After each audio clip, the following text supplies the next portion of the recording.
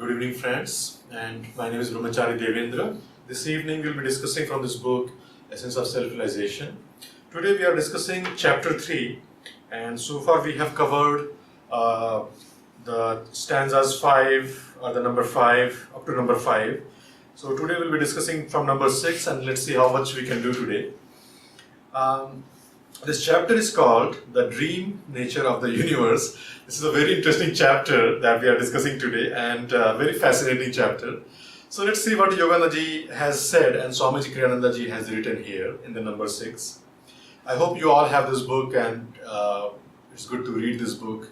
One of the most important book on this path of Kriya Yoga, which Master has said and Swamiji has written, compiled in this book. So there are so many chapters on different topics.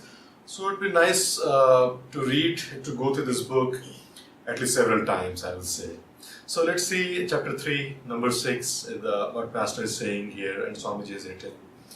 He says, "It is pleasant fancy," commented a physicist, condescendingly, "to think of trees, flowers and rivers as God's dream. Science, however, has revealed that all things in essence are the same. They are merely masses of protons and electrons." The Master was quick to respond to this challenge. "If you dumped a load of bricks on the ground," he said, "would they form themselves into a house? Hardly. It takes intelligence to make something meaningful of a heap of bricks. Protons and electrons are the building bricks of creation. It took intelligence to shape them into all the forms we behold in the nature: flowers and trees, mountains, streams, and thinking human beings." So here we see that how science is understanding that everything is made of electrons and protons, and matter is energy. That science has come to this understanding that matter is energy. And in yoga and spirituality, this is a very basic things, and Master has described this very well in his writing. And he said one time, he said that if everything is energy, you can take a loaf of bread and you can convert into a bar of iron. That is possible. If we are saying everything is energy, then it should be possible to do that, and it is possible to do that. Now science has just beginning to understand that everything is energy, but it doesn't have the power to change from one form of energy to other form of energy. But that will come into the future. If you read Autobiography of a Yogi, there are thousands of examples that how yogis are able to change energy from one form to other form. They are able to change their body, they are able to materialize and dematerialize their body at will whenever they want. And how do they do that? Do they think that, oh, I'm going to change this electron and that proton of my body into this light right now? Do they think each one by one? No. I don't know how this works, but this will be very interesting to understand that how all these things work. And let's go for the next stanza, which is number 7. But before that, here Swamiji says that in nature, flowers and trees, mountains and stream, thinking human beings, they're all made from the same electrons and protons, but there is a certain intelligence which creates it. So let's try to understand what is that intelligence. In the next stanza, number 7, where Master says, "Where did the material come from to create the universe? Before creation, there was only God. It would be no explanation at all to say the Lord is omnipotent. He can perform any miracle. Even miracles must have some basis in reality. God is conscious, or else He is not God. In whatever way He produced matter, then it had to come about as an act of His consciousness. The universe cannot be real except as a manifestation of that consciousness. If this is true, and it cannot be but be true, then consciousness is the reality. and matter the illusion. Science itself endorses this statement, at least to the extent of showing that matter, as we know, it is an illusion. What we see around us are not solid rocks, towering trees, flowing rivers, and corporeal beings, each one different from all other. Behind those appearances are whirling masses of atoms.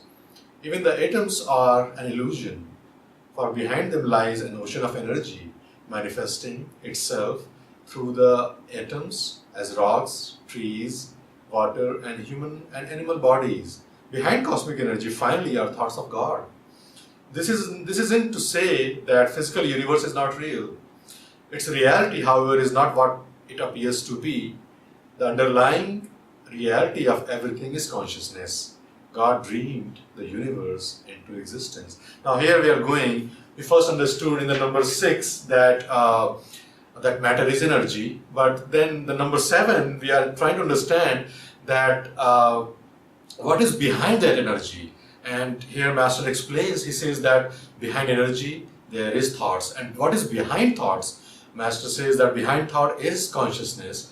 And you know, there are very intriguing terms that Master has given. Like we know about electrons and protons, Master gave the terms that life-trons and thought-trons. That those are very interesting terms to know. And I think in the future we will discover as we go deeper, as science will begin to understand deeper into all these things, they will, I think that the term, this thought-trons and life-trons, they will become much more popular. Now behind that thoughts or thought-trons, which creates the thought-trons creates the life-trons, and life-tron creates electrons and protons. What is behind the thought-trons? Master says that everything is ultimately consciousness. That there is no other reality. That at the core of everything is consciousness. Like Ramakrishna used to explain in this way. He used to say that if you take onion and if you start peeling it, what happens? What comes in the core is the consciousness or God, you can say. So at the core of everything, at the deepest reality is consciousness. And there is a wonderful story of that Einstein. There are two people traveling the train, and they were talking to each other. One of them was atheist, and one of them was he didn't reveal about himself, but he was a scientist. And they were talking about that, and they started to talk about that. Atheist says that God does not exist, and the other man says that God exists. They start talking to each other, and then later on, the other man who was not atheist, who was theist, he invited the atheist to his home. And now when he went to the home of this man, he saw in one of the rooms, he saw a big laboratory, and there were lots of things there, big machines were there, and this man started saying, he said that, now where did this all come from? And the man who was not atheist, the person whose home this was, he says, oh, when I came one day, I opened my home and I found that this machine was here. And this atheist says, this is not possible, somebody must have made it. And the second man who believed in God, he says, well, you say that God does not exist, then who created this universe? If there is a creation, there must be a creator too. So, and this we see that from this explanation, that if there is a creation, that there must be a creator too. And we have just beginning to understand this explanation, these things. But as we go deep in higher ages, as our consciousness evolves, we will understand it very clearly. First thing we want to understand, what is it that is evolving? Is it body evolving? Is it energy evolving? Is it thought evolving? No. What is evolving is our consciousness. That's the only reality that is evolving. And as consciousness evolves in higher ages, we will be able to perceive these things very, very clearly, very, very easily. Now, Einstein, he saw this theory of relativity in a flash of light. And he perceived this reality. He did not think about it. He did not try to understand it. He just perceived it. And they say that it took him 10 years to explain to the normal people, to other people, that what is this all about? How it took him 10 years to bring that higher consciousness at lower level to explain other people. Now, there are higher truths which cannot be understood. Master said the truth is, it cannot be understood from your mind. It can only be perceived. When our consciousness is evolved, we will be able to perceive these things effortlessly without thinking about that.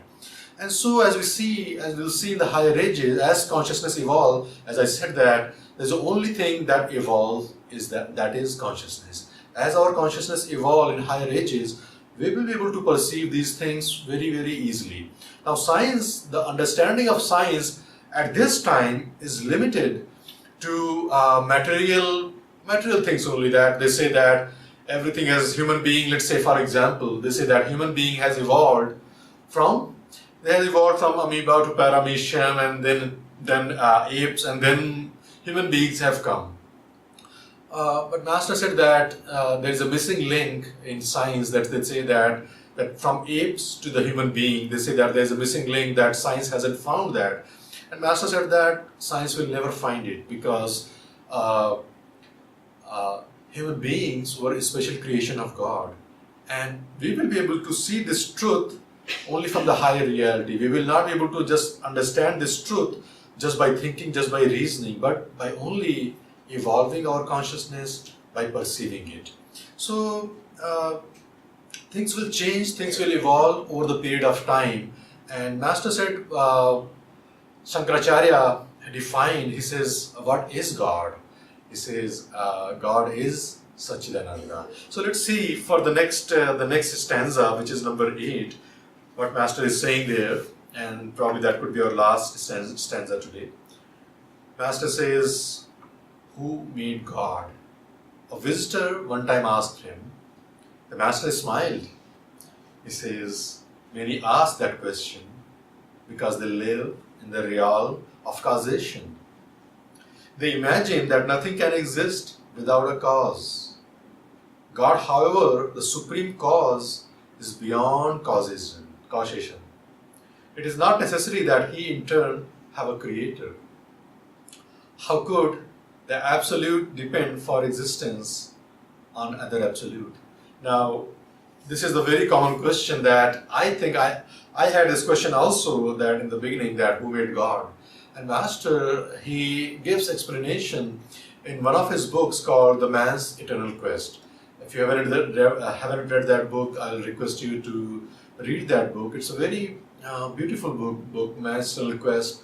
Master has written a lot of things. It's basically a three series book which Master lectured in 1930s, 1940s, and one of the disciples, she compiled all those lectures and she presented. Later on, it was presented in the form of the books. So Master has given this explanation that who made God in one of those books in detail. And here I was saying after the last stanza that Shankaracharya defined God as Satchidananda, that God is Sat Chit Anand, that ever existing, ever conscious, ever new joy. So we can say that God is, in one sense we can say God is pure consciousness, and from that pure consciousness everything has come out. And that consciousness has ever existed, as Master said, that Shankaracharya said, that ever existing. So that consciousness has ever existed. And then Shankaracharya says the quality of that consciousness is ever new joy. That God's consciousness, that nature of that consciousness is ever new joy. And then from that explanation that we can explain, there are different explanations. The one question we saw, that who made God, the next question comes basically why God made this universe. And there are different explanations of that question, that why God made this universe. There's one explanation, Master said, that it is the nature of joy to expand, to share its joy.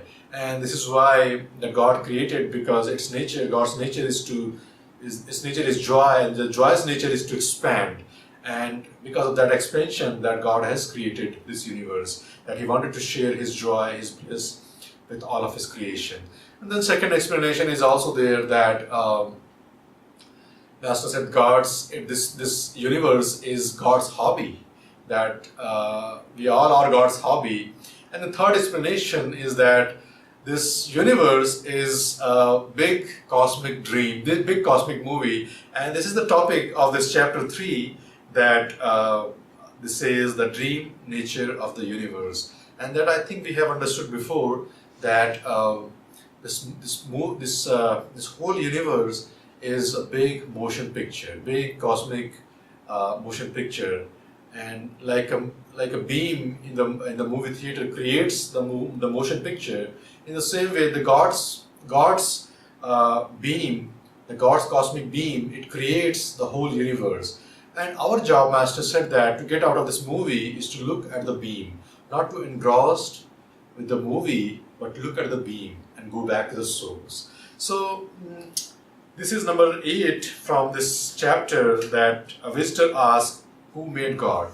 And one of the things that Sri Yukteswar also explained, when we try to understand, when our consciousness is so low, and from the lower consciousness we are trying to understand who made God, why God created this universe, Sri Yukteswar gave an explanation. He said that leave some of the questions to be answered once you have found God. You will understand from His lips the secrets of the creation, that why God has made this universe. So leave some of the, if you are not able to understand, if you are not able to take all these answers, Sri Yukteswar said that leave some of the things to be answered by the divine itself later on. Then number 9, we have a few minutes, we'll take number 9 also, and let's say what Master is saying here. He says, it is a mistake really to say that God created the universe. He did not create it, at least not in the way a carpenter would construct a table. God became the universe without in any way altering His intrinsic nature. He manifested a portion of His consciousness as Maya, the cosmic delusion. Nothing is as it appears to be. Nothing is as it appears to be. All that exists is a manifestation of thoughts of God. Now again, Master is saying that the first line is very important, that God, it is a mistake really to say that God created the universe. He did not create, at least in the way that a carpenter would construct a table. Now there was a story, again a little short story, that a scientist, he understood this whole earth is like it's a ball of mud, and it is rotating in the universe. And then he says that once he understood that this ball of mud can be constructed into different forms, he said to his friend, who was not a scientist but he was a spiritual man, he said that I can take this ball of the mud and can make into anything.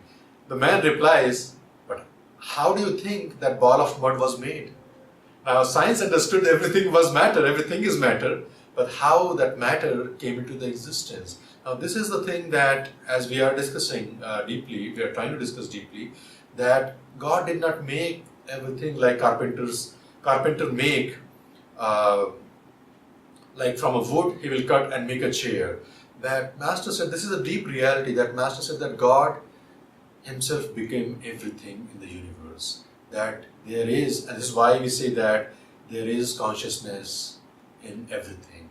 And as in scriptures they say that the level of that consciousness is very dim. Even the rocks are very conscious, but the consciousness is all very, very dim.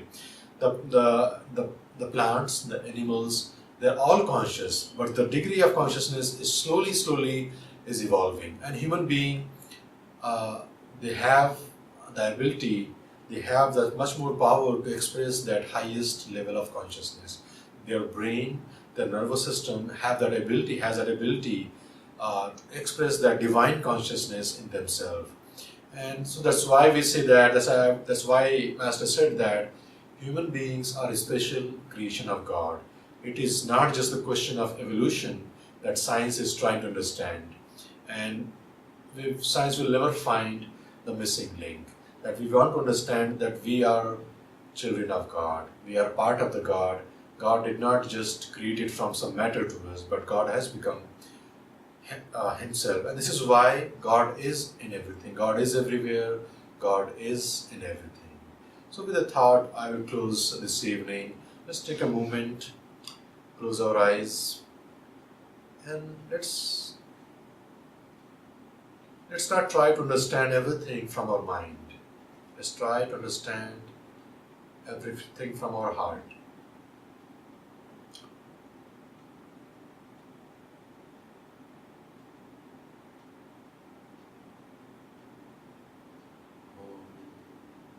Shanti, Shanti, Shanti. Thank you for joining us this evening. God bless you.